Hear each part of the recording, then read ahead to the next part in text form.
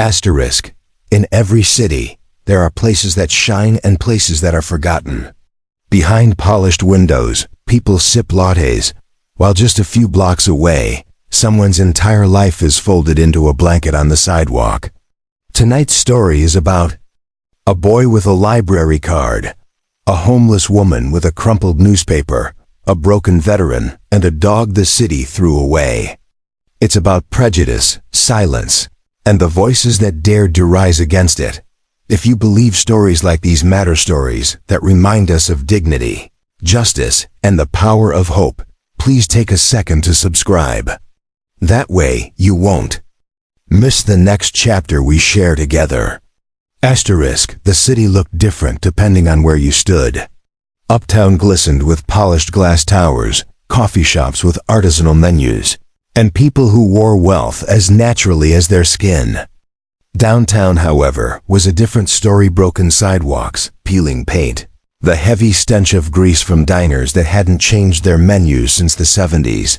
On a late autumn morning, the air carried both scents, roasted hazelnut drifting from a cafe on the corner and the sour rot of garbage bags piled high in the alley. Wealth and poverty collided at every intersection, though most folks pretended not to see it. A boy in a faded hoodie walked quickly, clutching a brand new library card in his pocket like it was a golden key. Jamal was 14, tall for his age, but his eyes held that skittish brightness kids learn too early when the world doesn't give them the benefit of the doubt. His sneakers had been scrubbed clean the night before, though the soles were worn. Thin, he crossed into the grand lobby of the Jefferson City Public Library, a place he had only seen in photographs. Marble floors, the scent of polished wood, sunlight spilling through stained glass panels. Everything seemed to whisper, "This is not for you." But Jamal pressed the card tighter in his hand. Today was going to be different. Behind the circulation desk stood Mrs. Whitmore. Her hair was set into the kind of lacquered curls that didn't move in the wind. She wasn't cruel in the way villains were in movies. No, hers was the cruelty of certainty, the certainty that she knew who belonged and who didn't. Her eyes narrowed as Jamal approached. "Yes?" she asked, the word already laced with suspicion. I'd like to check out this book," Jamal said, placing a thick medical textbook on the counter. Foundations of Human Anatomy. The kind of book future doctors read. Mrs. Whitmore didn't look at the title. Her gaze stayed fixed on Jamal's face, then her lips curled. "Where did you get this card?" "It's mine," Jamal answered, his voice catching. He slid the laminated rectangle across the desk. Her laugh was quiet but sharp. "This is a faculty-level card. Do you even know what this book is about?" "I want to be a doctor," he whispered. That was when she leaned forward, her perfume overwhelming, and said the words that would burn into him. "Don't lie to me. Someone like you doesn't read books like this. You stole it, didn't you?" Her voice carried just enough to make the man in the next line glance over, frown, and then look away. No one stepped in. They never did. The heavy doors creaked open. A man entered, tall, his presence filling the room before he even spoke. Dr. Samuel Harris, chief physician at the city hospital. His white coat was gone, replaced with a gray suit that carried the smell of long hours and antiseptic. He saw his son standing small against the towering desk. The librarian's finger pointed like a dagger. The scene told him everything. "Excuse me," his voice cut through the hush. "That card belongs to my son." The librarian blinked, startled. "Dr. Harris, I didn't mean. You meant exactly what you said," Samuel interrupted. He placed a steady hand on Jamal's shoulder. "This boy has more right to this library than you'll ever have. He's here to learn. That card was issued yesterday under my name and transferred legally to him. You will not accuse him of theft." For a moment, silence. The kind of silence heavy with discomfort, like the air before a storm. Samuel's eyes swept the room. He saw the heads turned away, the averted gazes. People wanted justice, but only if it didn't inconvenience them. Jamal pressed closer to his father, feeling the weight of those unsaid words. Someone like you. Outside, the city continued with its indifferent rhythm. On the library steps, Marlene sat with a tattered newspaper on her lap. She was 45 but looked older, her cheeks hollow from nights spent without food. She wasn't invisible, but she might as well have been. People stepped over her, around her, never at her. Down the block, Harris, the other Harris, no relation, stood stiffly near the bus stop. A veteran of 2 wars, he carried his past like shrapnel embedded in his skin. His hands trembled when sudden noises cracked the air. But the city didn't see a veteran. They saw a man loitering, a burden, a nuisance. And then there was Rex, once a decorated K-9 unit, now chained in the municipal pound after being labeled aggressive. No one spoke of the families he'd saved, or the night he dragged a burning child from a collapsing house.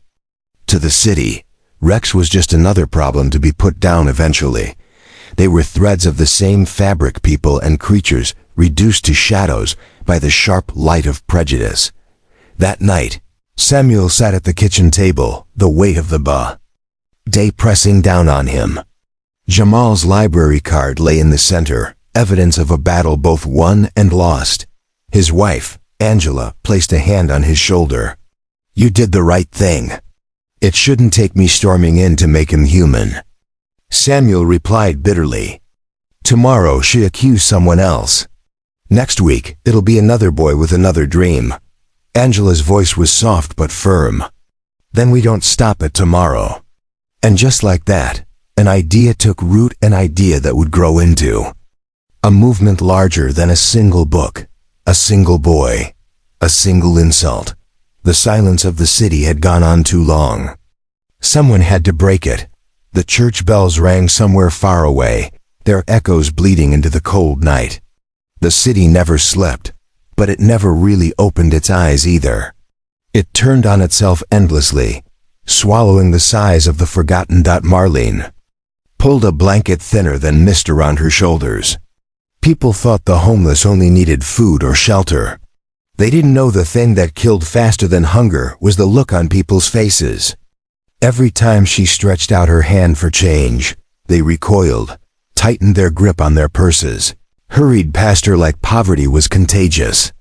Those looks carved her open deeper than the wind ever could. Not far away stood Harris, his shadow, stretching long under the jaundiced glow of a street lamp. His jacket still carried a faded army patch, U.S. Army, barely legible anymore. Nights like this, when the wind cut sharp through his chest, the war came back, the blast of mortar, the taste of sand, the smell of blood. Coming home was supposed to mean safety. But here, in this city, no one called him soldier anymore. They saw a muttering man, a burden waiting for a bus that never came, and in the municipal pound, Rex lay chained to a concrete floor, his muzzle pressed against the cold. A patch of fur still hadn't grown back where fire had scorched his skin. They called him aggressive because he barked when locked up. Nobody mentioned the families he'd saved or the night he dragged a burning child out of a collapsing house. Rex didn't know race or language, but he knew betrayal. The way he whimpered each time the steel door clanged shut was a sorrow beyond words. Across town, Samuel Harris sat at the kitchen table, staring at his son's library card as if it were a piece of evidence. The neon light made every crease in his face sharper. He remembered the patients he treated. The homeless man turned away from the A because he smelled too bad. The single mother waiting 6 hours for a cheap prescription. He knew exactly how this country worked on ladders, built so the people at the bottom could never climb up. Angela poured him tea, her hand trembling not from the cold but from anger. "If we stay quiet," she said, "they'll believe they were right. And our boy will carry that wound the rest of his life." Samuel gripped the cup so tight the veins in his hand stood out. In the living room, Jamal sat hunched over a notebook, scrawling in jagged letters. "Today they said I couldn't, but I will. Outside, a police siren ripped through the night. Another life being swallowed. Another curtain pulled shut. Jamal closed. His notebook looked up at his parents. His eyes no longer held only fear. There was light in them now. The light of a boy who had just realized knowledge wasn't a gift, it was a battlefield. Samuel understood. Then that rage alone wouldn't protect his son. He needed something larger. A response not just for Jamal, but for Marlene, for Harris, for Rex, for everyone the city had decided wasn't worth the air they breathed. He inhaled, shoulders trembling, and spoke words he hadn't even known he was holding. Tomorrow we start. Not just for him, for every kid they told doesn't belong. Angela reached across the table, clasped his hand. Jamal sat frozen, heart pounding like a drum. The city stayed cold, stayed blind. But inside that cramped kitchen, a flame flickered. To life. Morning light didn't soften the city. It only made the cracks more visible. The sidewalks glittered with broken glass, coffee cups tossed aside, yesterday's newspaper plastered against a sewer grate. People in suits walked fast, clutching. Their lattes like shields, eyes fixed straight ahead so they didn't have to see. Marlene sat on the church steps with her newspaper, the pages brittle from being folded and unfolded too many times. Each red circle around a job listing was another door slammed shut. We're not hiring right now. You don't have the experience we need. You're overqualified. The words piled up like bricks, building a wall she couldn't climb. She had once worked in retail, had once laughed with coworkers over cheap coffee, had once worn perfume and lipstick. Now the closest thing to perfume was the sharp tang of exhaustion. Her stomach growled. She pressed a hand against it and forced her eyes back to the classifieds. Hope was a cruel drug, kept her alive just long enough to feel the next disappointment. Sharper, a few blocks away, Harris stared at his reflection in the glass window of a pawn shop. His beard was uneven, his jacket frayed, but behind the glass, his eyes were still soldiers' eyes. The city didn't see that. They saw a man muttering at traffic lights, a man who jumped at car backfires. His therapist called it PTSD. The people who crossed the street to avoid him just called it crazy. The truth was, Harris hadn't forgotten the war. He had forgotten how to live without it. He slept on benches, half alert, listening for footsteps that weren't there. Some nights when the pain got too sharp, he pulled the metal from his pocket, bronze dulled with fingerprints, and wondered if it meant anything to anyone but him. And then there was Rex. The pound stank of ammonia and wet fur, the kind of place where hope went to die quietly. Rex's ears perked whenever footsteps echoed down the corridor. He wanted to believe someone was coming for him. But it was always strangers, their eyes scanning past him, settling on younger, prettier dogs. The attendants muttered, "Aggressive," on his file. But what else could he be after months of cold steel bars? He dreamed sometimes dreams of heat, of smoke, of the night his lungs burned as he pushed through fire to pull a child free. When he woke, the concrete was colder, and the silence heavier. Back in the Harris household, Jamal dressed slowly for school. His library card rested inside his backpack like a fragile bone. He touched it often, half expecting it to vanish. He had told his best friend about what happened, about the librarian's voice accusing him in front of strangers. His friend had shrugged, said, "That's just how things are, man." But Jamal refused to accept that. He wanted to prove them wrong. He wanted to bury himself in books so deep that no one could question whether he belonged. Still, every time he looked in the mirror, he heard those words again, "Someone like you." Samuel watched his son leave, jaw tight, heart heavier than his medical bag. He had seen wounds before. He knew the difference between a bruise and a break. This was no bruise. It was the kind of break that, if left alone, healed crooked. That evening, the unexpected happened. As Samuel walked home, he saw Harris slumped on the library steps, trembling with the tremor of another panic attack. Passers-by skirted him like he was contagious. Only Jamal stopped, placing a tentative hand on the man's shoulder. "You okay?" "Sir?" the boy asked softly. Harris blinked at him, eyes wild, then softened. "Just lost a battle, son. Don't worry about me." Samuel stood frozen. In that instant, the two figures, his son with his fragile defiance, the broken veteran with his invisible scars, looked like mirror images of the same wound. Different wars, same enemy. A society that looked at them and said less. And somewhere across town, a shelter volunteer noticed Rex. She was new, didn't yet know the files, didn't yet know which dogs to avoid.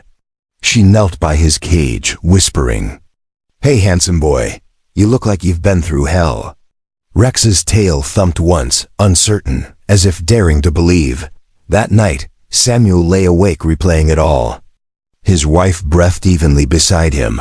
Jamal dreamed in the next room, but Samuel couldn't rest. The city was bleeding out in front of him. Marlene's hunger, Harris's broken mind, Rex's captivity, Jamal's shame. No one seemed to care. He whispered into the dark, as much to himself as to God. If silence is survival, then survival ain't living. And in that moment, he knew something had to break. The flyer went up overnight. By morning, the lampposts around Jefferson Square were plastered with notices stamped in bold black letters. City property. Unauthorized encampments will be removed. The eviction date was printed underneath in smaller type. But the message was clear enough. Marlene and every other soul sleeping on cardboard beneath. The library's shadow had exactly 1 week before the city swept them away like trash by noon. Police cruisers idled nearby, their presence not accidental but deliberate. Like vultures circling, mothers hurried their children past. Suits from downtown wrinkled their noses.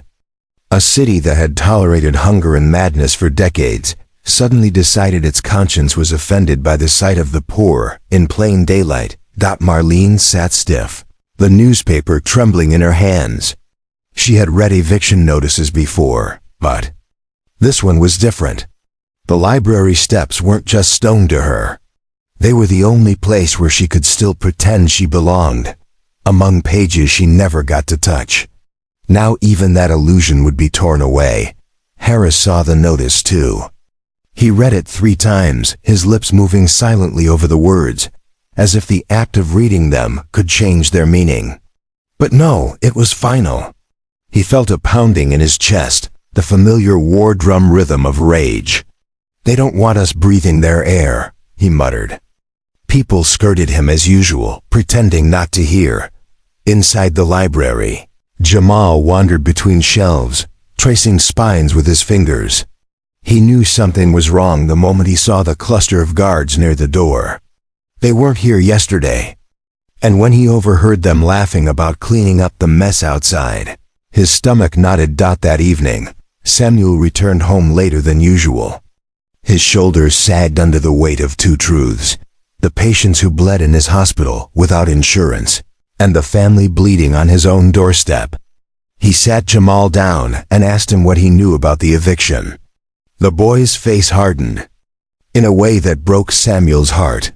Children shouldn't learn so soon what it meant to be disposable. Angela said nothing at first. She set dinner on the table, beans and cornbread, simple, filling, but her silence was volcanic. Finally she snapped, "They don't get to erase people just because they don't like looking at them. If they can do that to Marlene, what makes you think Jamal is safe?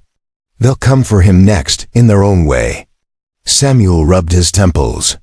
"What do you want me to do? I'm one man." "You're not just one man," Angela shot back. "You're Dr. Harris. People listen to you.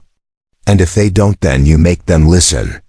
The next day, the eviction notice sparked something Samuel hadn't expected. Students at the community college began whispering about it. A pastor mentioned it in his sermon. And in the cafeteria, where Jamal ate his lunch, a girl slammed her tray down and said loud enough for teachers to hear, "They throw out the homeless today, they'll throw us out tomorrow." By Friday, a small crowd had gathered at the square. Marlene clutched her paper. Harris paced, restless. Jamal stood beside his father, his backpack hanging like a shield. When the first officer stepped forward, megaphone in hand, the tension cracked. "This area is restricted. You have 5 minutes to disperse." "No," Marlene whispered, though her voice shook. Then louder, "No, this is where I sleep, where I breathe. You don't get to take that from me." The officer's jaw tightened. People in the crowd gasped, but nobody moved to help. Harris's voice thundered then, carrying over the square. "I wore your damn uniform. I bled for this flag. And now you want to treat me like garbage? Go ahead, try it. Let the cameras see." He pointed at the cell phones raised among the crowd. The officer hesitated. For a second, the balance wavered. That was when Rex appeared. Not free, still on a leash, dragged by an attendant trying to transfer him from the pound, but his bark split the air like a gunshot. The crowd turned. Children screamed. For a moment, chaos threatened to drown everything. But then someone shouted, "That's the rescue dog, the one from the fire." The name spread like wildfire. Rex, the hero. His story resurfaced. People pulling out old clippings on their phones, showing grainy photos of him with medals pinned to his harness. And suddenly, the city's aggressive mutt wasn't a menace but a reminder of its own hypocrisy. Cameras swung from Marlene to Harris. To Rex, the officer faltered. Samuel stepped forward then, voice steady, surgeon's calm sharpening into something fiercer. "Look around you. These are human beings. That dog saved lives. That veteran saved lives. That woman worked jobs until the city spit her out. And my son is here because one of your librarians decided a black boy couldn't possibly want to be a doctor. Tell me, officer, what exactly are you protecting? The library? Or your prejudice?" Silence roared louder than any crowd. The officer lowered the megaphone. Behind him, other uniforms shifted uneasily. The eviction stalled, not canceled, not forgiven, but cracked open by doubt. The crowd surged then, voices rising. "Let them stay. Books are for everyone. Home's not handcuffs." Chants layered over each other until the square vibrated. With a rhythm older than the city itself, the sound of people refusing to disappear. But with every chant came backlash. Across town, headlines screamed about lawlessness, about dangerous elements exploiting sympathy. Talk radio spat venom about those people ruining the city's image.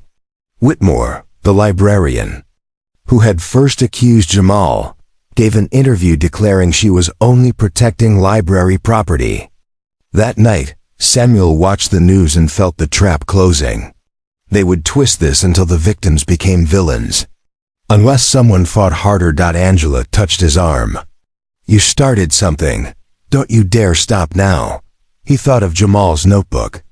"Today they said I couldn't, but I will." He thought of Marlene's trembling defiance, of Harris's broken shout, of Rex barking against his leash. And Samuel understood. This wasn't about a square or a library. It was about the city itself, about who got to belong and who was always cast out. The storm had broken. There was no going back. Night fell heavy over Jefferson Square. The chants still echoed, but the crowd had thinned. Police cars lingered at the edges like wolves waiting for a sign to pounce. Floodlights burned down on Marlene's blanket, on Harris's trembling hands, on Rex lying at Samuel's feet like he'd always belonged there. Reporters huddled in clusters, arguing over which angle would sell best. Some wanted the hero dog headline. Others smelled blood in the words unrest, disruption, danger. The truth, as always, was too messy for a neat caption. Jamal sat on the steps, staring at his sneakers, feeling both smaller and bigger than he ever had. He had shouted with the crowd until his throat ached. He had seen his father stand tall against men with guns. But deep down, he wondered if it would matter. Didn't the city always win? Samuel crouched beside him. "You did good today," he said quietly, Jamal shook his head. They didn't listen.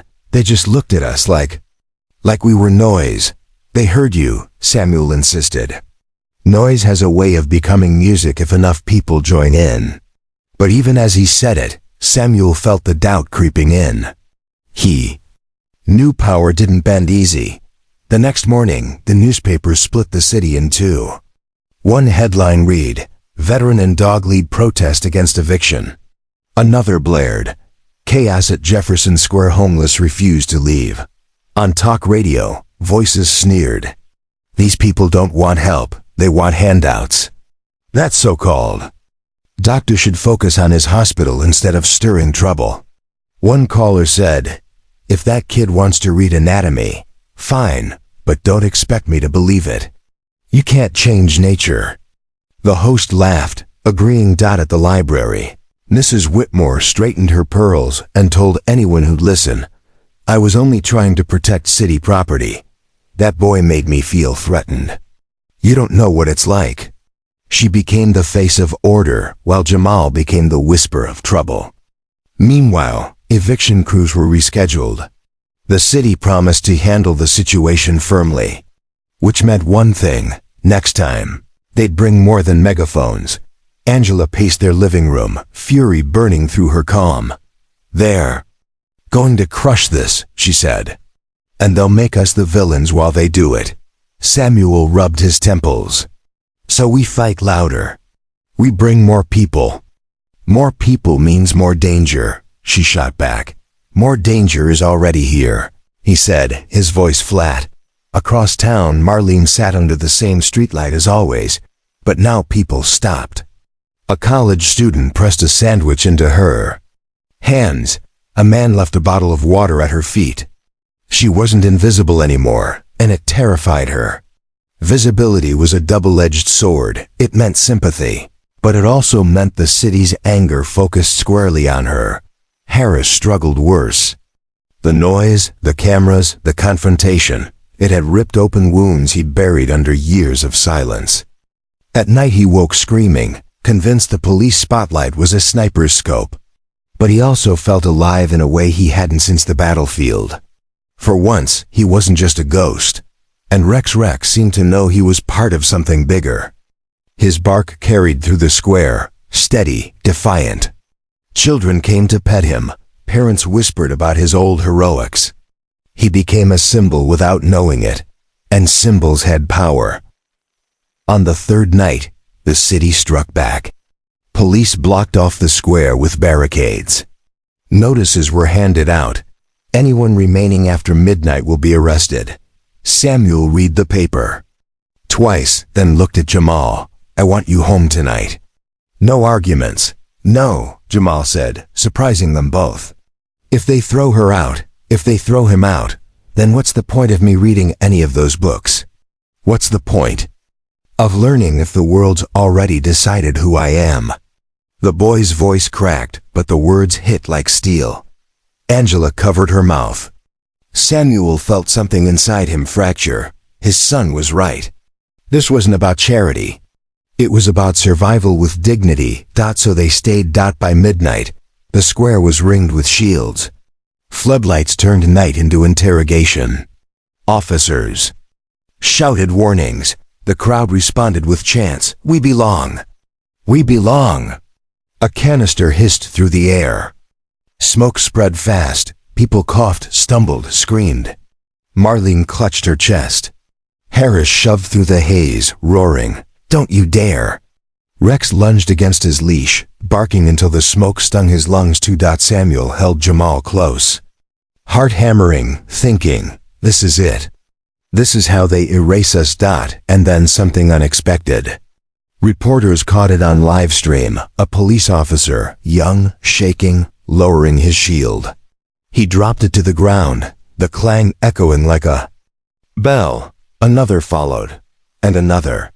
Not many, but enough to shift the air. The crowd froze, stunned. Cameras zoomed in. The city, for one fragile moment, saw cracks in its own armor. Whitmore, watching from her television, spat her wine. "Traitors," she hissed, but the damage was done. The image spread faster than smoke, ordinary officers refusing to enforce. An order that felt more like punishment than law. Jamal wiped his eyes, staring up at his father. "See, they heard us." Samuel couldn't speak. His chest ached with too many things: fear, pride, the knowledge that tomorrow would be harder still. But for the first time, he believed they might have a chance. The eviction wasn't over. The fight wasn't won, but something had shifted. The silence of the city had cracked, and once cracked, silence never sealed whole again. The morning after the clash, Jefferson Square looked like a battlefield abandoned at dawn. Smoke stains blackened the stone steps of the library. Scattered signs lay in puddles: "Homes not handcuffs," "Knowledge for all," letters bleeding into the asphalt. The air reeked of burnt plastic and pepper spray. Marlene sat on the curb, coughing. Her blanket soaked through from the night. A stranger had given her coffee in a paper cup, but it tasted of ashes. She had stood her ground, yes, but what did it matter if tonight the police came again with more force? Winning one night didn't mean survival the next. Harris stumbled out of an alley, his jacket torn, his eyes wild from another sleepless night. He had fought the smoke with fists and fury until someone dragged him back. Now his knuckles were split, his throat raw. He felt both proud and ashamed: proud that he had resisted, ashamed that the war had returned inside him. Every siren he heard now set his chest thundering. Rex limped slightly, paws sore from pacing the barricades, but when children approached, he wagged his tail as if nothing had happened. A woman stroked his head and whispered, "Hero," tears streaking her cheeks. For Rex, it was simple. The crowd was his pack. He would guard them until his last breath. Samuel read the papers at his kitchen table, the headlines screaming louder. Then the chants from last night. Some praised the protesters. Others called them rioters. One op-ed sneered, "Dr. Harris should stick to medicine, not politics." Samuel rubbed his eyes. He had saved lives in operating rooms, stitched arteries in chaos, but none of that mattered here. To the city, he was just another black man stepping out of line. Angela folded the newspaper sharply. "You see what they're doing? They're painting us as radicals. You know what comes next. They'll drag your name through the mud until people forget you ever saved them." Samuel exhaled slowly. Maybe they need to forget. Maybe they need to remember something else instead. Meanwhile, Whitmore strutted into the library like a queen returning to her throne. She clucked her tongue at the damage to the steps, muttering about vandals and ungrateful agitators. To her colleagues, she described herself as a victim of intimidation. "The boy's father incited that chaos," she said, voice sharp as glass. "If we let them, they'll turn this library into a circus." Her words dripped with disdain, yet beneath them trembled a note of fear. For the first time in years, people were looking at her not as authority, but as part of the problem. That afternoon, Samuel was summoned to City Hall. The council chamber smelled of varnish and ambition. A row of officials sat like judges, faces carved into polite masks. One councilman, red-faced and sweating, leaned forward. "Dr. Harris, the city respects your service, but we cannot tolerate disorder. Do you condone the obstruction of public property?" Samuel kept his voice calm. "I condone survival. If you strip people of their right to exist in public, what do you leave them?" The council murmured. Some avoided his eyes. One young woman on the far end scribbled furiously in her notebook. Later she would send Samuel a message. "Not all of us agree. Keep going." But for now the council adjourned with no resolution. Outside, reporters swarmed. Questions sliced the air. "Are you leading these protests? Are you using your son as a pawn? Do you deny inciting violence?" Samuel pushed through, Jamal gripping his hand. For every supporter who clapped his back, 2 critics spat his name like poison. That night, Angela found herself in an impossible position. At the grocery store, Women she'd known for years whispered as she passed. One muttered, "She used to be respectable." Another scoffed, "Troublemaker's wife." Angela kept her chin high, but inside, shame and rage twisted like barbed wire. She wanted to scream at them, "You sip wine while children sleep on concrete. And I'm the one disgraced?" Even Marlene felt the strange weight of attention. A group of college kids invited her to speak at their campus rally. She had never given a speech in her life. The idea terrified her, but also thrilled her. For once, she wasn't just background scenery. She was someone to be heard. Still, doubt gnawed. What if she froze? What if her story didn't matter? Harris faced his own torment. A conservative veterans group called him a disgrace. They demanded he apologize for standing with agitators. Some of his old brothers-in-arms texted him cruel jokes. Yet, in the same week, a group of young vets knocked on his shelter door and said quietly, "You spoke for us. We're with you." Harris's hands shook as he lit a cigarette. Allies and enemies blurred until he didn't know which side he stood on anymore. And Rex? The city pound tried to reclaim him. "He's still property of the department," an official declared. But when an officer came with a leash, children in the square clung to Rex's neck and refused to let go. Their cries, "Don't take him," made the cameras roll again. By dusk, Rex was no longer just a dog. He was the face of loyalty betrayed and reclaimed. In the chaos, strange alliances formed. A local pastor, once wary of protests, opened his church basement for meetings. A lawyer volunteered pro bono to defend those arrested. Even a retired librarian, Whitmore's old colleague, went public, saying, "It's not the boy who dishonored this library. It's those who tried to lock him out." Still, fear grew. Rumors spread of harsher crackdowns, of curfews, of funding cuts to the hospital Samuel ran. Every victory came with a shadow. Every ally carried risk. One evening, Samuel and Angela sat at their kitchen table, papers and petitions spread out.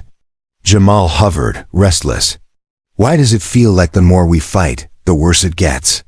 he asked. Samuel looked at him, weary but unbroken. "Because we're shaking the ground they stand on. And people who've lived on shaky ground all their lives know one thing: earthquakes don't end clean." Outside, thunder rolled. The city braced for another storm. And in the flicker of lightning, you could almost see it. Cracks running through the walls of power, fragile but real. The storm that had threatened for days finally broke, not in the sky, but in the streets. Rain hammered down on Jefferson Square, washing away the chalk slogans, soaking blankets and cardboard shelters.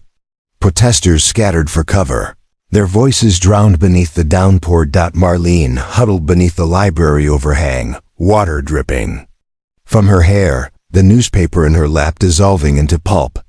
She laughed bitterly. "Guess even the weather wants us gone." Beside her, Jamal held out his jacket. It was too small for both of them, but he insisted. "Take it. You'll freeze." Marlene stared at him, at the skinny boy who should have been worrying about homework instead of sheltering the homeless. Her throat tightened. No one had offered her warmth in years. She pulled the jacket over her shoulders, tears mixing with rain. "You're a better man than most I've met, kid." A few feet away, Harris crouched against the stone wall, cigarette sputtering in the wet. His voice rasped. "You know, in Iraq, when it rained like this, we said God was scrubbing the blood off the sand. Guess he's scrubbing this city too." Samuel stood over them, soaked through, his doctor's hands useless against a storm that didn't bleed. But when Rex nudged his leg, shaking water everywhere, Samuel smiled despite himself. The dog's presence was a reminder life was stubborn. Later, inside the church basement offered by Pastor Lewis, bodies packed close on folding chairs. Steam rose from damp clothes, mingling with the smell of coffee donated by neighbors. For the first time, the poor, the veterans, the activists, even students and lawyers sat shoulder to shoulder. Marlene told her story, halting at first, then steadier. I had a job. I paid rent. Then the company closed. I thought I'd get another job, but every door slammed. And one day, I wasn't a person anymore. I was trash on the steps. That's all they saw. The room was silent, listening. Marlene had expected pity, but instead she saw nods, recognition, respect. Then Harris spoke, voice shaking. I fought for a country that pretends not to see me. They pinned medals on my chest, then let me rot on benches. But last night, when I shouted, and you shouted back, I felt alive again, like maybe I still belonged to something. His hands trembled. A young veteran in the crowd stood and clasped his shoulder. You do, he said simply. And Jamal, pushed forward by his father, swallowed hard. They said people like me don't belong in the library. But I do. I want to be a doctor. I want to save lives like my dad. And I won't stop reading, no matter what they think. Applause thundered through the basement, rough and uneven but real. Jamal flushed, heart pounding, realizing that his dream was no longer just his, it had become part of theirs too. Angela wiped her eyes, then turned to Samuel. Look at them. You see what you started? Samuel shook his head. No, look at them. They started it themselves. I just refused to stay silent. It was Rex, though, who gave them their symbol. During the meeting, he patted between rows, pressing his wet nose into hands, leaning against legs, tail wagging. When a child dropped a crayon, Rex picked it up gently and returned it. Laughter rippled through the room, light breaking through the heaviness. Someone whispered, "He's our guardian." The name stuck. Guardian.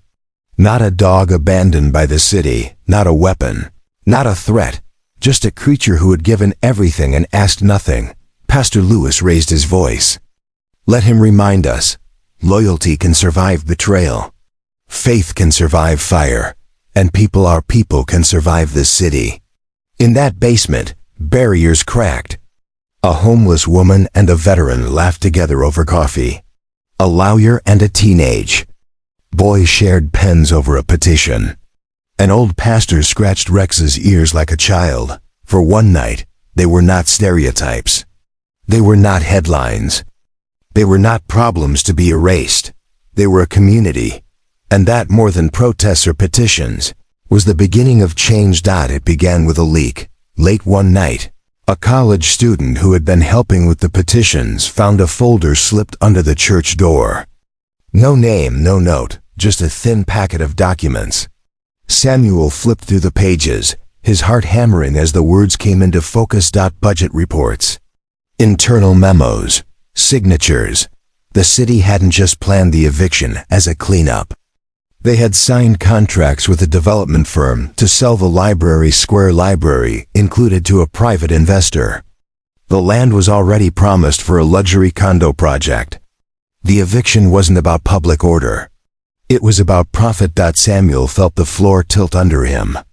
They're not protecting the library, he whispered. They're selling it. Angela's mouth dropped open. So all of this, the lies, the arrests, the speeches, it was just to clear the land? Marlene clutched the papers with shaking hands. They were ready to erase us because we were in the way. We were clutter. The news hit the community like a bomb. At first there was disbelief, then fury. Harris slammed his fist against the table. I bled in deserts for this country, and now they sell the ground under my feet like it's a damn pawn shop trinket? His voice broke. Jamal asked the question no one else dared. What happens to the books? To the library? Silence answered him. By morning, word had spread. Students marched with signs, knowledge not condos. A local paper ran the headline, City betrays its own library. Suddenly, the fight wasn't about a homeless encampment or a boy with a library card. It was about the soul of the city itself. But with exposure came retaliation. Samuel's hospital funding was slashed overnight. Angela found threatening notes slipped under their door. Go back to your ward. Stop stirring trouble. And Whitmore cornered but defiant, went on television. This is all being exaggerated. The boy's father is exploiting the situation for his own gain. We need order, not hysteria, yet cracks were showing. Some council members broke ranks, admitting they hadn't known about the deal. Others doubled down, insisting the development would bring growth. The protests swelled. Hundreds filled Jefferson Square. Marlene, trembling but unbowed, stood before the crowd with a microphone borrowed from students. They told us we didn't belong here, but this square is ours. This library is ours. You can build towers on our graves, but we'll haunt your glass windows until you remember our names. The crowd roared. Even Harris, who hated speeches, lifted his medal. Hi, they can't sell my country twice, he bellowed.